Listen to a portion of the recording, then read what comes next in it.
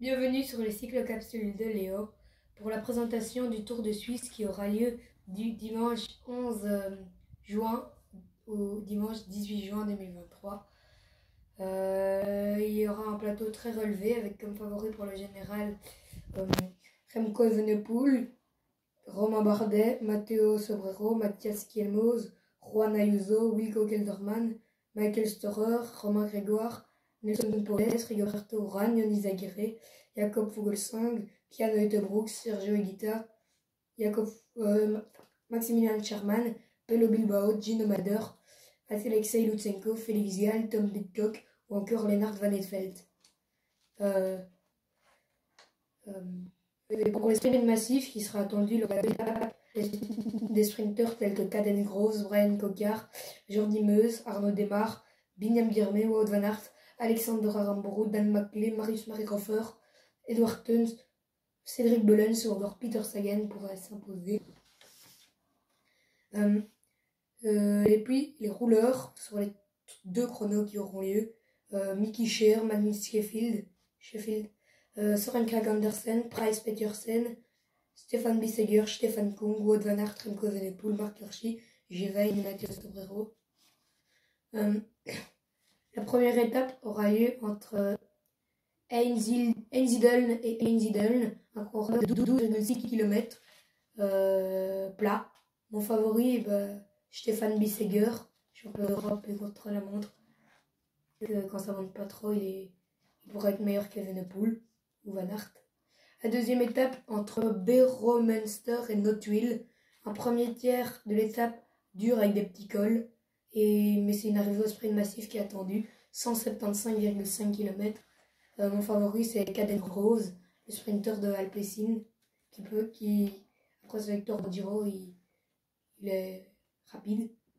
Troisième étape entre Toffer et Villars-sur-Olon, 145,7 km. Début d'étape plat jusqu'à l'ascension du col d'Emos, 13,5% à 4,14% de moyenne. Puis on descend, et puis l'ascension de Villars-sur-Olon, l'ascension finale, 10,7 km à 7,8%. Mon favori, c'est Tom Pidcock, vu que c'est une montée raide, mais où les pas trop grimpeurs peuvent suivre, et Pidcock explosif au final.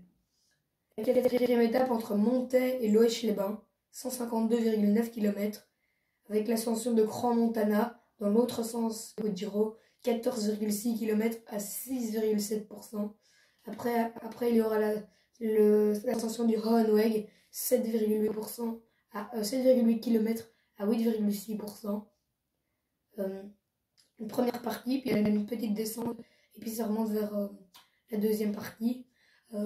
Mon favori, c'est le leader de la Bahreïn. Ça dépend lequel sera mieux placé, Pello Bilbao, Gino Madeur, qui aiment bien les montées longues et raides, enfin courtes et raides. Evenepoel pourrait perdre du temps, c'est raide. La cinquième étape entre Fish et Lapunt. Dès le début, il y aura l'ascension de Fourcapas, 16,5 km à 6,4%. Puis l'ascension du Ober-Alpas, 10,7 km à 5,6%. Et à la fin de l'étape, l'ascension de l'Alboulapas, longue montée roulante, de 18,5 km à 5,6%, avant de redescendre et d'arriver au pied de la descente. Mon favori, c'est Remco Evenepoel, avec une longue montée roulante où il pourrait attaquer et il ne sent pas trop mal. Du coup, voilà. Sixième étape entre Lapunt et Oberwil-Jeli, 217,3 km. Dès le début de l'étape, on aura dans l'autre versant la montée de l'Alboulapas, dans l'autre versant que la veille, 8,9 km à 6,8%. Puis nous aurons toujours en début de course l'ascension du Lanchlands, 7,5 km à 7,5%. Puis ce sera plat jusqu'à l'arrivée dans la côte de la ville de Oberwil-Jeli. Mon favori, c'est Marc Hirschi devant Wout van Aert, vu que c'est punchy et Van Aert un peu trop lourd pour ça. Septième étape entre Toubak et Weinfelden, 162,7 km. Un début d'étape assez vallonné avec notamment l'ascension du Oberweg 8,9% à 8,9 km à 5,3%, ou de Lagerstanden, 6,2 km à 5,7%. Et puis ce sera des montagnes russes, je suis à l'arrivée, ça monte, ça descend. Mon favori c'est Wout van Aert, sur un sprint de costaud, plat. 8e étape entre Saint-Gall et Apt Hill, 25,9 km, un chrono avec une montée à 7,8% sur 1 km 700.